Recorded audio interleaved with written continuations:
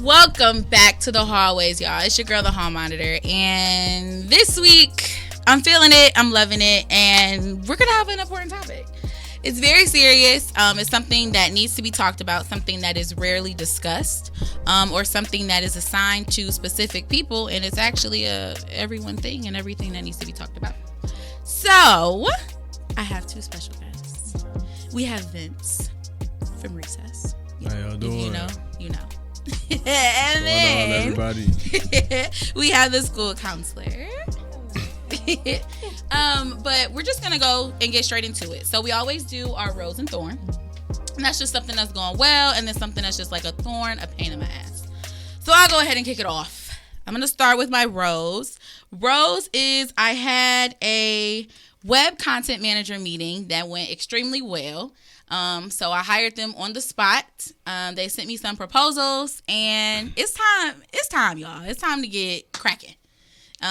You got to move your feet. That was on one of my last episodes. It's about moving your feet or you lose your seat. And this seat could be something that is like very important in a new opportunity.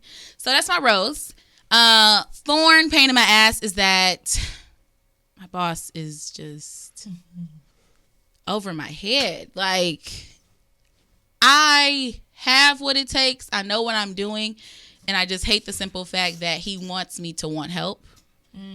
Need help. But if I don't need you, I don't need you. So that's the pain and thorn in my ass. So we're going to go ahead and kick it off. All right. Well, my rose for this week is that I accomplished everything I needed to accomplish on Monday and Tuesday. I had a very just a overwhelming to-do list. I did my child's hair. I planned her birthday party. I did all the things that usually overwhelm me. Yeah. So that is my rose. Like, I got stuff done. I would say my thorn, which is a thorn I live, is still like my anxiety keeps creeping up on me for some reason. I'm like, Alondra, you're okay. You're safe. You're good. Like, that is my thorn right now. I was literally starting my daughter's hair, and I was like, why are you feeling anxious? Like, you're safe. So I think that's still my thorn. I'm working on that. Right. That's my thorn for this week. And we're going to talk about that. Yes, so I'm happy that you brought that up. I mean, I'm not happy that's a thorn in your ass, but I'm excited that you made a full circle. All right, Vince. What's going on? Rose, let me see. Rose for this week would probably be still learning. My thing is I try to look at the bright side of everything. So I'm a kind of tie the two together. So as of recently, I've been kind of fighting procrastination. So that's kind of like something that I've been battling with.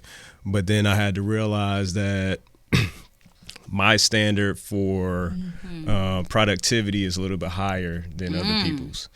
So what I would probably want to get done in a day, somebody may take a week to get done. So I believe in getting like 5 tasks done in one day if I can. So I had to kind of tone it down. Like, okay, if I get 2 things done, then that's good. So that's kind of where I'm at. Yeah. Standards. Okay, y'all are tying it in. Y'all want to lead the chat? Because y'all good. Y'all got it. That's exactly what we're going to talk about, honestly, is today's topic is literally putting the me back in mental health. And so what I mean by that is, right, first of all, we all know how to spell mental health. M-E, right? So we're going to put the me back in there. And what I mean is literally prioritizing self. Because I feel like with mental health, we forget about us, and it's always like, ooh, they don't look too good. I want to point that person out. They have an illness. This is what's going on. But what about you? Like, what about your mental health? Taking care of yourself also means my physical being and my mind. They're all connected. Your brain tells everything else how you feel. So, like, let's start to connect that. So we definitely want to get into it. And so literally that leads me to the first thing of like, what do you all feel like is the trending stigmas around mental health? Like when you hear mental health, like what is mostly like mainly attached?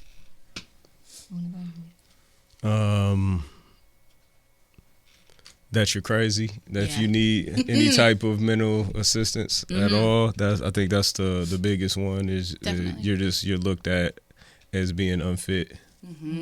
Ooh.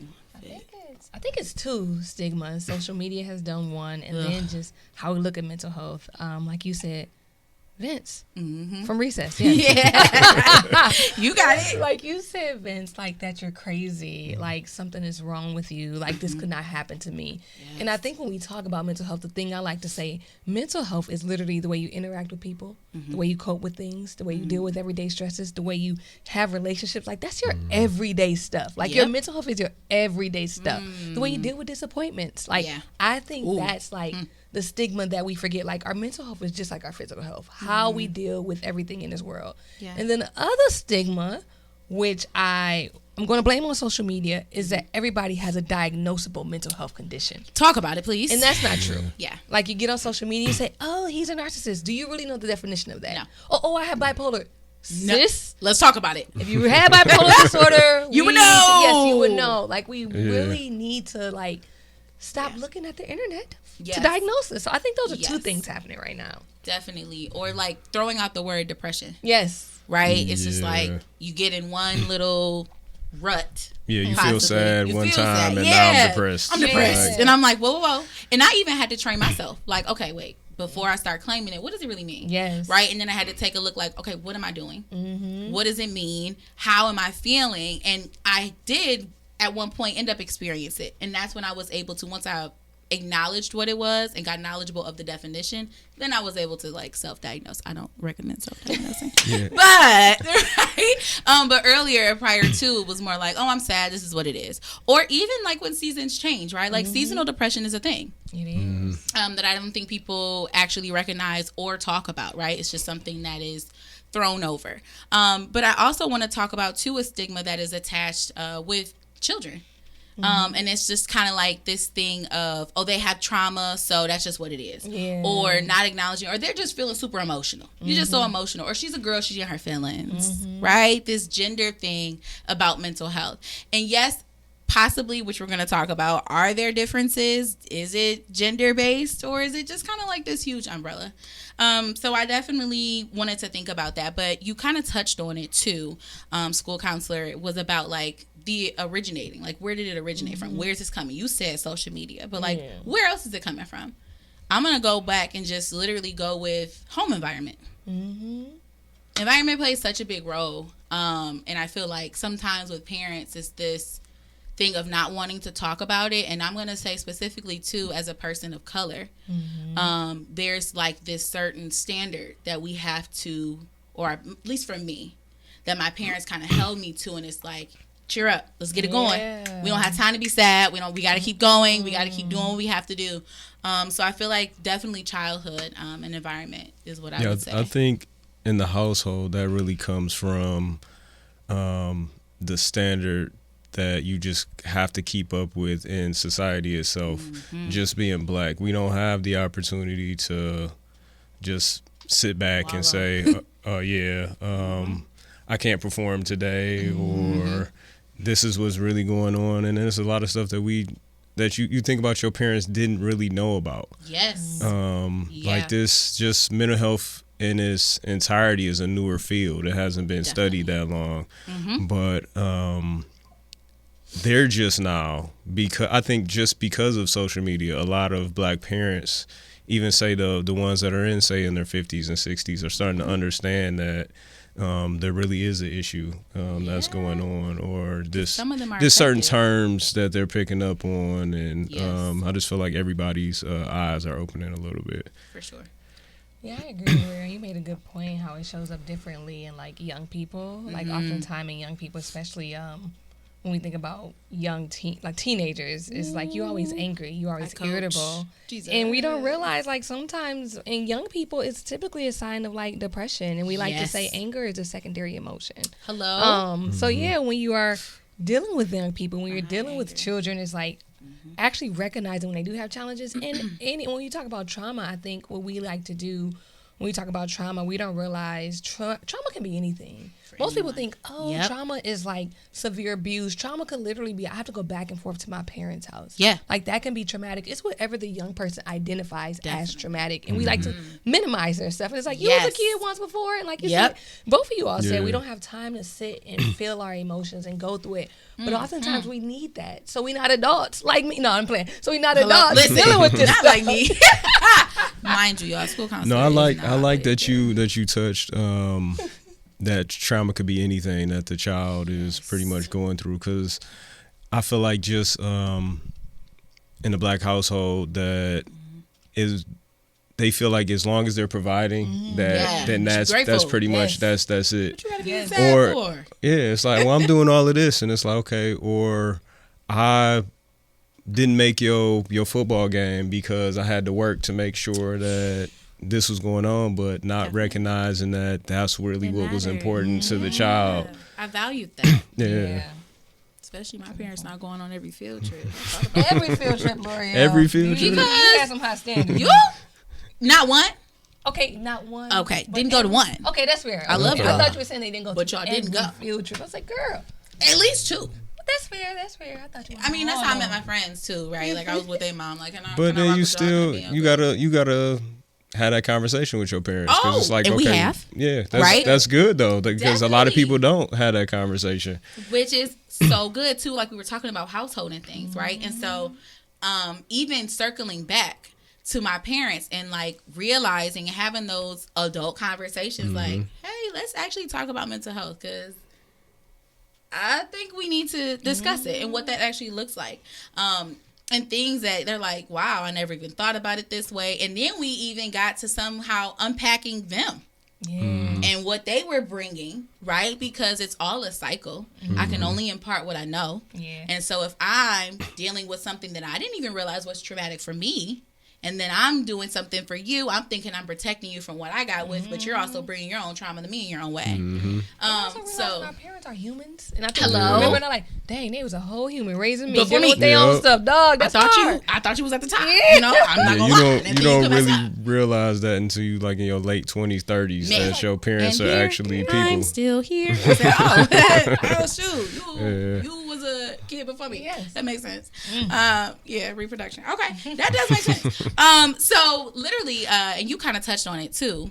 Both of you all did. So I just want to go now with having that knowledge and talking about stigmas and all of that nature. How do we then define mental health? What is our definition of mental health? If somebody was to say, what is mental health? And you're like, boom, boom, boom. You kind of started off with 3 pillars. Like, this is what it is, this is what it is, this is what it is. Mental health is the way you interact with the world. So the way you, the easiest way to say it, the way you cope with challenges, the way you experience joy, the way you communicate with your friends, the way you deal with stress, the way you deal with heartbreak. Is literally the way you go throughout the world and think about things.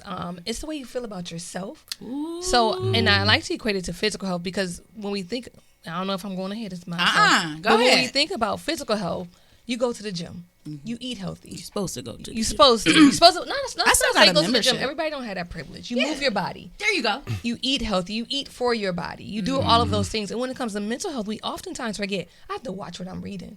I have to watch what I'm listening to. I got to watch who I'm around, because it's the same way as your physical health. I have to watch what I'm saying about myself. Yes. Because you're not just going to sit here and eat before you. Some people might. I'm not. Right. You're not going to eat a Big Mac before you go to bed. Right. Yeah. So why are we listening to this stuff that's downplaying us before you go to bed? Yes. So it's really about the way we interact with this world, the way our mind interacts with this world. That's the best way I would put it.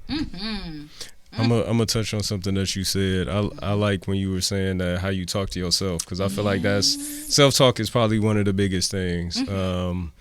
I saw a post that kind of stuck with me. It said, if I talk to my friends the way that I talk to myself, I wouldn't have many friends. You know. So it's like a lot of people just cuss themselves out. If any you mess up at anything, it's like you get to cussing yourself out, and it's like you can't do that. And that goes back to what we were talking about. You talking about being in a home. Like that first voice we hear is our parents. Yeah. How did our parents talk to us? So these parents are saying, "Well, your ass is sitting on." No wonder why she comes to my class pissed off every day. Right? No wonder why if I just say, "Oh, pick up your what?" Yeah. Like, girl, I was telling you your shoe was high, but it's cool. You ain't gonna be mad. You know. But literally like pouring into yourself, right? And so we're gonna touch on that as well. Like, what do you do for yourself? But we're not gonna get there yet. We're gonna touch on that after. They really want to direct this show, y'all. Do not. It's fine.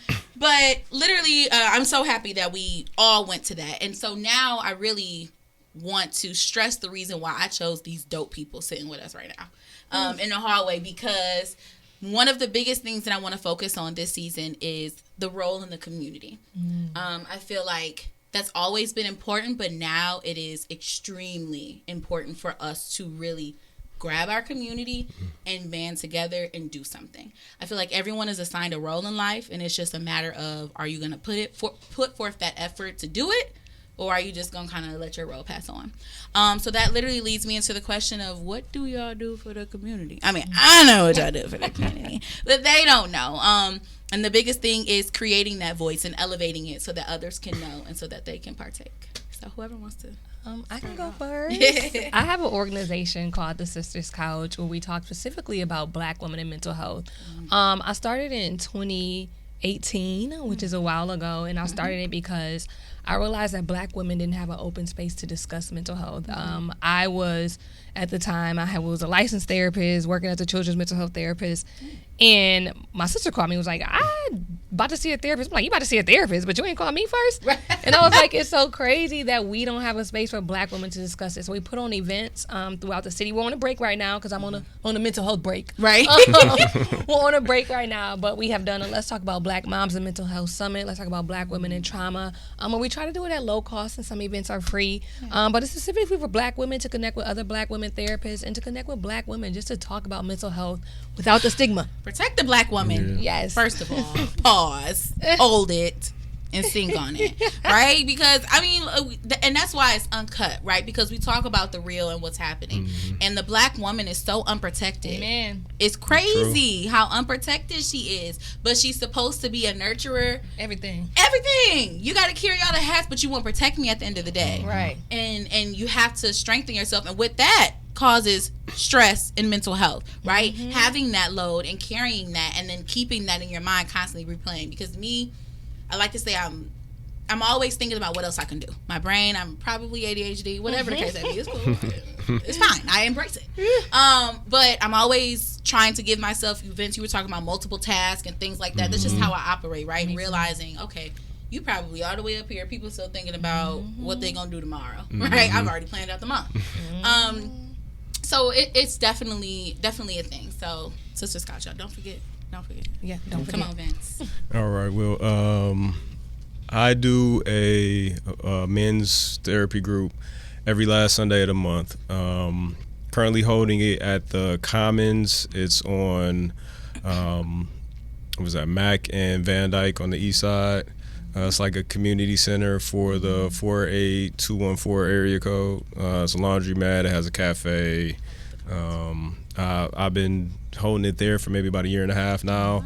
I started it in 2021 in June, which is Men's Mental Health Month. So, wow. I'm gonna be honest and say I did not know that. I didn't know that. Yep. So started it. What got me there is kind of some things that I was going through myself. I had started going to therapy, and then I realized how much of I want to say stigma, but at the same time, men just feel like don't nobody really care when they speak. So I kind of made it as a segue for men to kind of be able to get comfortable to open up and want to seek actual professional help. It's like we touch a lot of topics. We hold each other accountable in there, which I really like. People bring in like issues that they've been dealing with the month. We talk about a lot of different things, but I just wanted to create something where people can just say, okay, well, now I can do something else, or invite other people there that feel like they need some help. Community. We're going to pause for that, too, because men of color especially, and mental health don't always go together. No. They don't. That's something with the phrase that I made sure I did not tell my boys when I was in the classroom setting. Man up. Yeah. I hate it because what does that even mean? What am I really telling you to do? You know, and I literally was teaching my boys because I did SEL learning in the classroom. I don't play that. You need social emotional learning. I had a whole classroom of it. But literally, like, I'm here for you. Here's how to have a little soft side too. Here's how to really understand what you're feeling. Because we all feel emotions don't have a gender. No. Doesn't have a sex, right? It's not like, okay, girls get happy and sad. Boys only get angry. right? And that's not what this is. You can feel everything. You get happy, you feel joy, you can get all of those things. So it's so important too, and to also, I like how you talked about accountability, right? Because sometimes we feel that we have to navigate this world completely alone, and sometimes we're better together. Yeah. So it's important to build the community. Now y'all see why I put them in the hallway, because like, what? I'm over here. I mean, I do a little something, but I'm not, so it's very important. And the fact that I love that we have the male and the female side, so it's very important to hear both of those voices, because like we talked about, the woman is also unprotected, but the male, there's a lot of things going on there too, especially a male of color. So before we break, I guess I'll touch on some things that I do. I started a program 4 years ago now called Project I Am, and it started at elementary middle school, and it's literally an after school program for young girls, and it's really just focusing on who I am. I literally had a dream. God gave it to me in a dream, told me to do it, and so that's what I did. And it's literally just about girls learning who I am. If I have trauma, so I always have a social worker stand by just in case, so they can have an outlet. But also taking care of myself, because also, like, how do I braid my hair? What does hygiene look like? And then also bringing mentors and guest speakers. And that program has soared, and I saw the need in the classroom, and I saw just like within those 8 weeks of the program, girls were going back to the classroom with less behavior issues, more communication, telling me we made feeling jars, just everything. And it was just like, somebody telling them I see you, and then being able to teach yourself how to see your own self, because sometimes we just wear this veil and we don't even appreciate who we are. Like, look in the mirror. Like, I used to watch Insecure. Oh, that's my show. Okay, I was so sad when me and Issa locked in. When she would be in the mirror talks, like, what we gonna do? That's me. Like, you gotta talk to yourself. I'm like, yeah, is you gonna get this? Is you gonna do this? Like, I'm that girl, and I was so happy she kind of did that, right? We all laughed at it, but then it was like a realness to it that was like, no, she amping herself up. Sometimes you gotta hype yourself up, and what better for somebody to show you kind of how to do that? Like, look what you can do. So I would even have them like write on the mirrors, like, everything about you that's amazing. Aww. Like, and then, step into the line, because then you realize somebody's stepping up to that line right with you. I've never experienced this. Oh, she did. So now hopefully expanding that to high school, because there's some things that we need to do there, because they're almost at the finish line. I hate to say it, because once they kind of phase out and they're already in adulthood, it becomes even harder. So y'all, we gonna break. But when we come back into the hallways, we're going to get off a little bit of the surface level. We already kind of did. But we're going to go into a little more personal. Kind of what you do, personal tips, solo dating, because your girl loves that. And I want to know, do you do that? Do you do that? What does that look for you? And then we'll go into a little fun game of this or that. Oh, perfect. So we'll see y'all when we come back.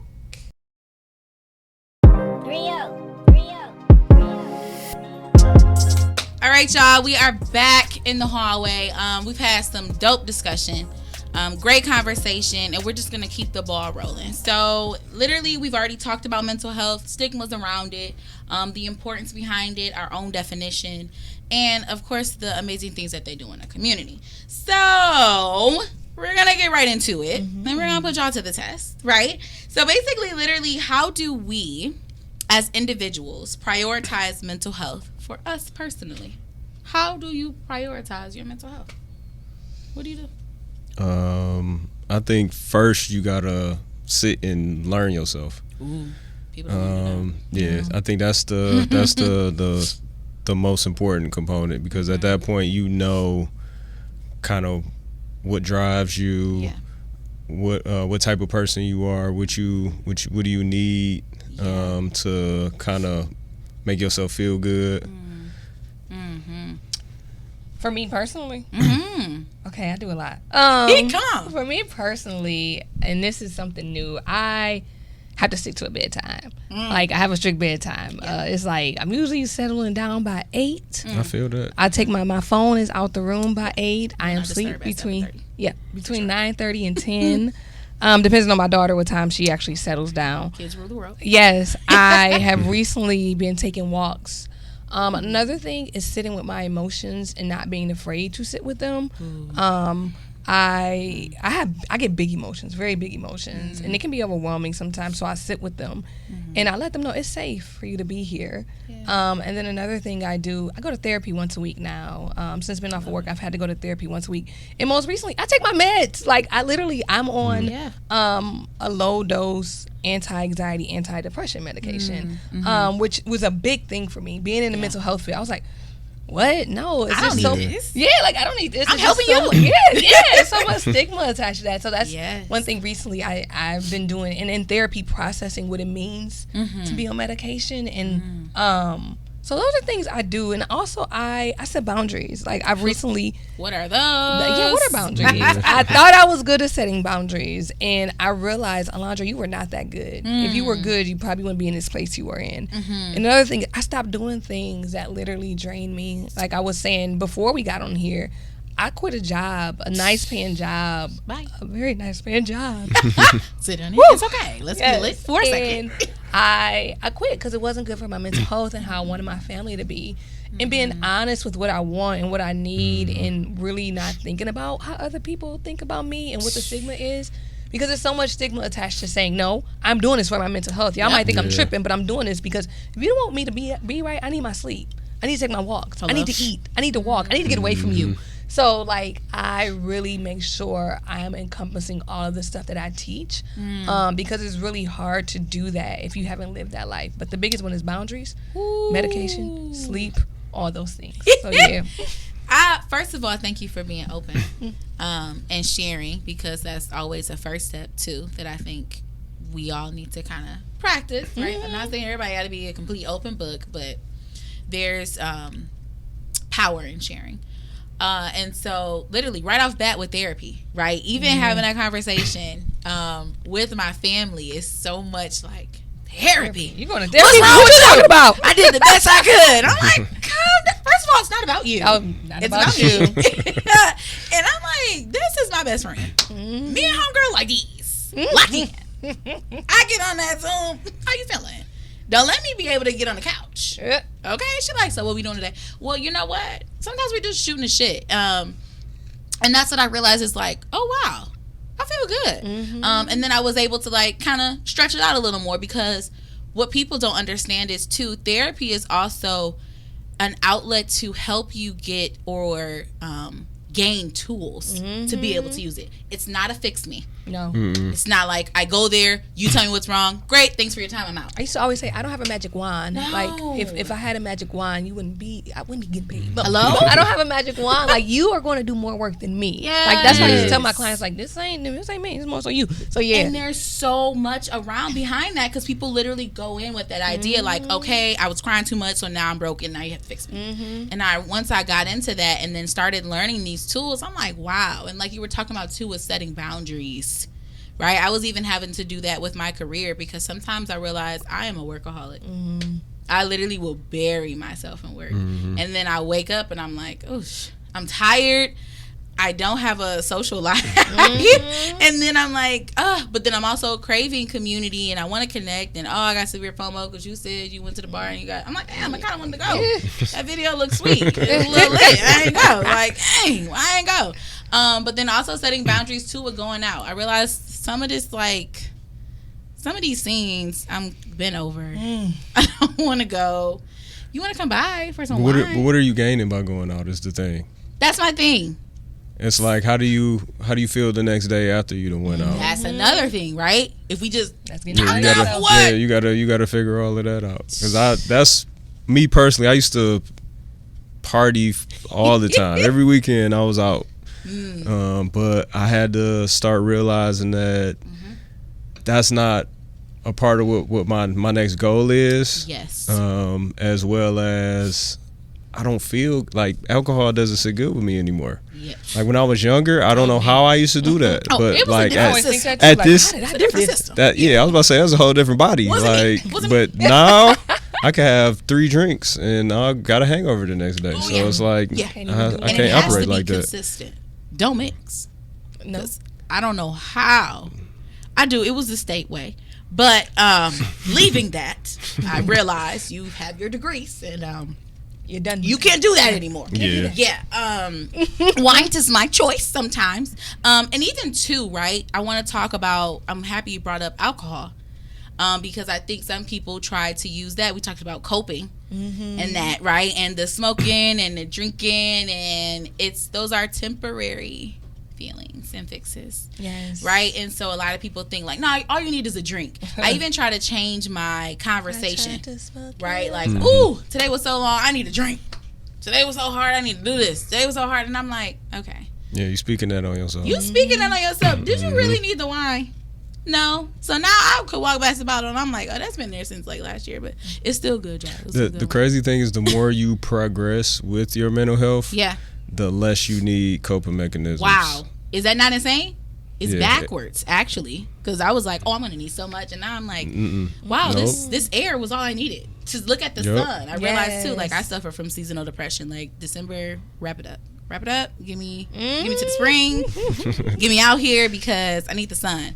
And so, because I work, like, off the water, I'm like, now I prioritize, go take a walk. Yeah. It's 11 o'clock. Let's go. And now I'm outside, and I'm like, whew, okay, that's all I needed. Now your body. Okay, I'm listening to myself. Listening to yourself. That's the big part. When you talked about like the wine and the I'll even say smoking. I'll use myself for example. Like my therapist was like, well, how did you get through stuff before? I said, edibles and drinking. What do you mean? Yeah, like everybody else. Like when I realized that, I was like, Alondra, like you gotta feel it. Yes. Yeah, you gotta feel this stuff. So like, and you learn yourself. You listen to yourself. So you gotta trust yourself. That's the biggest thing. Trusting yourself is probably the hardest part. I'm still dealing with that. Yeah. Because it really comes down to it be small things where you be like, I knew I should have. Yeah. Those gut feelings. And the gut feelings be like real crazy now because it's like I knew I should have took that meat out because I knew I was gonna cook when I got home. Like, why didn't you take out that sandwich? Quietness, you feel me? Like little stuff. Yes, and those little things become big things, right? Because then it continues to trickle down and trickle down. I get those moments all the time. Like I said tonight, that salmon is done. It's frozen, and I'm not about to stay up till I'm thawed. So I'm about to starve. So I'm not gonna do fast food. I'm not Please eat. Yeah, sorry. I'm gonna try. Hall monitor. Smoothie. Smoothie. Yeah, if I make it, right? But yeah, I think too. Like my friend and I used to have this running joke, and she would be like, "We'd be like, all right, it's our once a year time to cry." So we would like get the wine once a year. Once a year. That's it. Like, and we would go for hours, and we'd just be like. I'd just be like, yeah, dude. Not even realizing like that was the worst habit ever. It actually wasn't a bad habit. If you should, I feel like I don't think once a year, but I would say like once a month. Like that release is something that's like needed. The whole year, I was realizing like that was way too long for me. Like I was really going through some things, and for me, I don't know what it is, but I just because this is new and improved. I'm a little more polished, right? A little more in season and in touch with myself. Before it was like, I just didn't like to cry. Like I'm not super emotional. And we were taught not to cry. Yeah. And people are like, no, you're like the funny one. Yeah. I always say check on your comical friends. I always say check on your strong friends. Check on your strong friends, because I'm that strong friend. I'm the one that's like, girl, you remember, don't be like that. Or boy, come on, buck up, you got it. And then I go home like, fuck, I want to kill him. Like, it's hard. I'm like, whoa. But then I had to realize, like, my therapist was even like, what does it mean to be hard? Like, who told you had to be like that too? Yeah. Crying releases your stress hormones. Yeah, crying releases all of that. Yeah. Like it's in the tears. Like literally in the tears. I felt it. I cry like once a day. Okay. I had to learn that I could cry. Like it's crazy just as being a man, it's just like that is the highest form of weakness is like crying. But the thing is you just gotta realize that I could cry and still beat your ass. Like let's talk about it has nothing to do with my capabilities at all. I'll still beat your ass. Yeah, it doesn't. Okay. The two are not the same. No, I can still meet you. It doesn't mean you got no strength to feel your feelings. So hello, because I feel that I want to beat your ass. Yeah, and then I feel I want to cry. So I think I'm gonna do. And now I cried, so I'm not gonna beat your ass. Okay. You gotta relax, motherfucker, because I'm good. Definitely doing that too. And how you mentioned earlier too, school counselor, you talked about how behind anger is another emotion. Mm-hmm. And I don't think people realize that. It's like, no, I'm just mad because I'm mad. But no, it's something behind that. And it was so funny too. My dad, and he'll admit it too. I never forget the first time I kind of saw my dad kind of like shed a small tear. Mm-hmm. And I said small, so calm down. And he was like, we were in church. And the message was really hitting him. And I'm like, wow, it's my dad crying? Like, not this Superman of a man. Like, what does this mean? Mm-hmm. Do I have to protect him? Because I always said, like, I was the girl, because it's only me. I was like his boy girl. So, like, you know, we would go gym shoe shopping. That's probably why I am the way I am. But I remember tapping him like, wow, you know, like, I see you. He was like, no, the fan is on. And my allergies. So he was like flipping them up. I looked up to the ceiling, and on the contrary, there's no fan. So, Daddy, you lying in church? You're lying in church because God sees you, and that's crazy. Right over the biblical man. But then I was realizing too, like, wow, like you can't even admit, you know. So then that kind of made me, it's like, okay, too. I had to check myself, like, can men feel? You gotta think how much that was embedded in him growing up, that he wasn't supposed to show no emotion. Exactly. And so then I kind of was having this thought of like, oh, in the dating pool, he's too emotional. I can't do that. Because then I'm over here looking at you like, hey, bro, you good, bro? Are you good? Give me a high five. Let's keep going. You know what I'm saying? And then I realized to appreciate it. Because then I'm like, to an extent, because some guys are overly emotional, so you gotta. We're gonna touch on that a little bit. Yeah, there's a difference between being able to express your emotions and you living in them. You said make it clear. That's a good difference. To express them and living in them. Yes, because when you live in it, that's a different thing. It's a completely different. And then that's when I realized too, like maturing on what that looks like.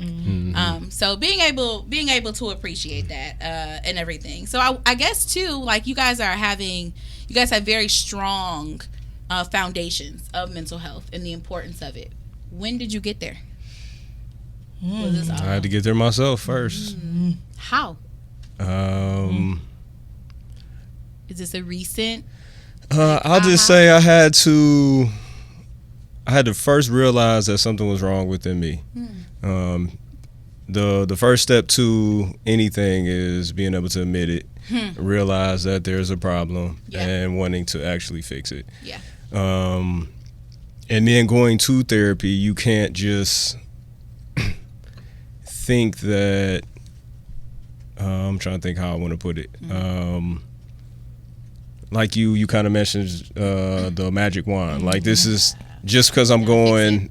I'm gonna be good. It's like, you gotta want to change. Like if you just going just because it's like, okay, well I need to go or they recommended me to go, but it's like within you gotta really want to do the work, and you gotta believe that you can change, or you're just there. Like you pretty much just wasting money, either your insurance money or your own money. But it's constant work. But I literally had to sit down and just think about pretty much everything that I feel is bothered me. Like, you know how everybody kind of has those like moments that they replay in their head. Like you got to really kind of walk yourself through them, like kind of third person, go through them and either forgive yourself, let things go, like forgiveness. And Ben's trying to have y'all crying over here. Feeling it. Forgive yourself. No, it's a lot. It's like they say, it's a journey. Yeah. Like and then your therapist literally is kind of like your guide through your journey. That's how you got to look at it. The role. Yeah. For me, it's so interesting. It's a different season every time. My first time I want to say in grad school. I was going to be a therapist actually, and I had moved back to Detroit from Michigan State. I was at Wayne State, and I was just having a very hard time. I was like, I'm having a hard time. I was also I was in my internship as a substance abuse counselor, and I was like, whoa, like post-secondary trauma, like that's real. Yeah. For sure. So that's the first time I was like, I need to see somebody. I did not like this person, so it didn't work out. Talk about that too. Yeah, it was not a match. Person. It's okay to not match. Okay, it was not gonna happen the first time. It's gonna take at least 2 or 3. Yes, not a match. And then I think The biggest moment is now, the moment I'm in right now. Like, I've always talked about mental health. I've always been seeing a therapist. I've always been doing things. But what I realized after having my daughter was that I was not sitting with myself. So I realized I was making myself busy. I was overworking myself to avoid, like, certain things. And then everything came to a crash. And I was like, oh, bruh, Alondra, you cannot. Nothing. This ain't it. Nothing is hiding in it. Like, you literally...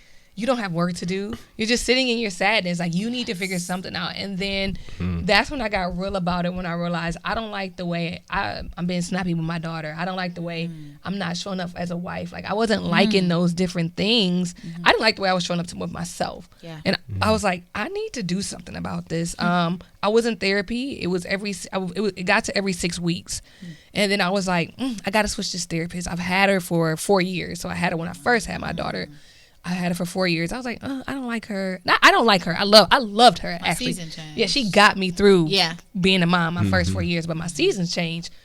And I thought she was more afraid of my emotions than I was. Like, we wasn't sitting through it. Yeah. My new therapist, she's like, we about to sit through this. You doing it. Yeah, you about to feel it all. I was like, I don't want to feel this. No. Yes, you bully. Yes. So that's when, in this, I like to call it, like, whatever the hell it was, a breakthrough, awakening, whatever this was. I got serious. I was like, I got to do something about this. I can't keep living like this. So, yeah. It's been a journey. Yeah. Yeah. I would say, literally, I am really, like, firm in my foundation than I've ever been. And it just feels different. Like you were saying, Vince, it's like once you kind of get those tools and start putting them into practice, it just looks differently. Like, I just realized I operate on a whole nother level. Like, my boundaries are changed. I know what I want. And if a person is a part of it that is shifting it, I can't do it. I can't do it. And setting those boundaries and being okay with allowing them to have their own feeling a part of it too, right? Because I'm the type of person where I'm an empath too. So, like, I feel your feelings. And then I'm like, oh, dang, I kind of, damn, now you crying. I shit. I feel bad. You. But then it was like, okay, but then now I'm back in the same thing. Now I'm back in the same rut, the same mess, but you're feeling great, thinking that everything is fine and dandy, and then here I am sulking. So, yeah. And then for me, it was during my career when I really was like, woo, I wasn't getting out of bed. I had got perfect attendance for teaching all the years. And then this past year, my bank was like at 2 days left. And I'm like, you were never that person. I was always showing up for my students. I never wanted to miss work. I love going to work. But I literally, like, physically, my body was like, you cannot move. And I used to think when people would say that, I'm like, that's not true. Oh, that's real. Happened to me. I was like, no, like, my limbs don't work. Like, I'm dead ass stuck. So that's when I was like, oh, okay, yeah. 313. What was that therapist? Because I need that.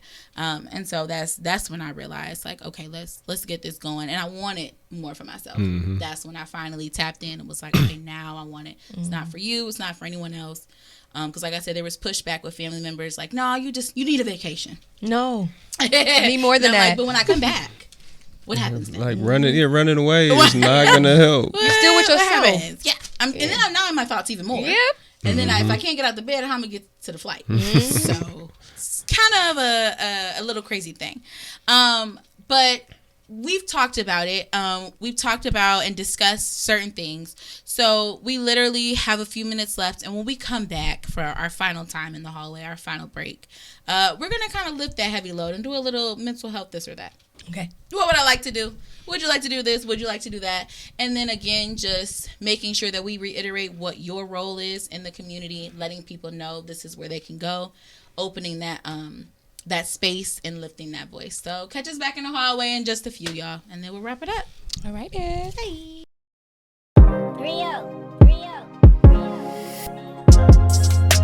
Y'all, we was just in the hallway having a heel toe battle. No, I'm lying. But if you got that Christmas music that's got a little rap to it, send it to me. I'm not gonna lie. Cause I'm a bop it. And I'm gonna turn it up. Just heard a whistle while you work Christmas. That's actually outrageous. and I might have twerked a little bit. Don't judge me, judge fill in the blank. I don't care. But so we've done our heavy load, right? We've talked about importance of mental health, putting that me back in mental health, which means prioritizing myself. What does that look like as an individual? That we've talked about solo dating. We've talked about just what we do for us. Some of us mentioned solo dating. I forgot to ask y'all. Do we solo date? I don't think we touched on solo. We didn't really go. Do y'all solo date? I love solo dating. Okay, because I had you guys tell me what you do. Yes, I'll go out to But eat y'all by didn't mention myself. that. I'll go to Okay. DIA by myself. I'll go Love to a the good movies by DIA. myself. Me too. I love solo date. Yeah. It's like, that's Okay. just me. Okay. Okay, what about you, Vince? I guess you could say that. Y'all call it that. Yeah, at one point, like the way my work schedule was, I was always by myself working, so it was kind of, I guess I was solo dating myself at work. Okay. Not at work. Go out and eat lunch, like you always, Yeah. you by yourself working. That's So true. That's true. I guess you could say I solo date myself. It's not like super intentional, but Okay. We were talking about like super intentional. no, I don't. Not you trying to hold us like, okay, Right, we no, got I'm not doing that. I'm not saying I won't, but it's not something that I really feel I need to do. Okay. I definitely do. I do too. Because it was my way, and I'll say why. It was my way of figuring out what I liked, what I needed, and what I valued, right? Like, I value certain things. And so when I was solo dating, I was able to be like, okay, I like going to certain restaurants. Oh, okay. I like doing this. Okay, I like to go to the movies. I'm a movie buff, especially if it's Marvel, like... I need to solo travel. Talk to me. And so I'm almost there. I'm almost there. The furthest I've gone is 4 hours away. Oh, that's not bad. And that's not bad, right? But I'm ready for the flight, you know? But again, right, I think another major part that we didn't really touch on, that I do want to say is not listening to outsiders. Because that's what I'll do. And they're like, no, don't do that. It's not safe. You don't have the right, time. Can't do this. And I'm I get in my car every day. hello? I'm out. I'm pretty much alone a lot of the times. And I think I'm good, So let me go. Let me do what I need to do. And so with that, we're going to go into our this or that. Okay. And so this or that is literally like, would you rather do this? Would you rather that? And so I'm kind of going to give some things, some mental health ideas that the audience did give, my listeners, which shout out to y'all. And so I'm just going to ask y'all, would y'all rather do this? Would you rather do that? And if it's both, we could talk about that too. All right. Y'all ready? Mm-hmm. Okay. So friends gathering or solo date? Friends gathering. Right now in my life, friends gathering. Me too. Yeah. I realize I'm craving my friends. Yeah. I'm like, what I've y'all been doing? missing my friends. You didn't answer the phone 2 minutes ago. Sorry. Love you. Okay. Hike or bike? I'm going on a hike. I'm not riding a bike. Okay. Both. Both? Okay. Both. Yeah, Vince, I seen you by my job. I was like, I wish. Me, I don't know. I've actually grown to love hiking. In my job, I do a lot of hiking now, and I'm like, ooh. It puts I you. like it. It So puts you in the peaceful. world in a space that you Different didn't think you would be space. in. Whoa. So peaceful I'm even and creating activities around it, like meditative hikes. Y'all, I'm on a whole nother level. Amazing. And musical hikes. So yeah. All right. Beach vacay or snowy vacay? Beach for sure. Yeah. I don't want to be cold. No. Not gonna lie. Yeah, no, Even we though live in Michigan. That's Like what we, I'm we saying. get that We get that all the time. automatically. You Yeah. just got some. No. however, I do want to go skiing. I do want to go skiing away. And then I'm gonna go to Denver. Near So beach. yeah. But beach for sure. All right, Netflix marathon or scrolling on social media?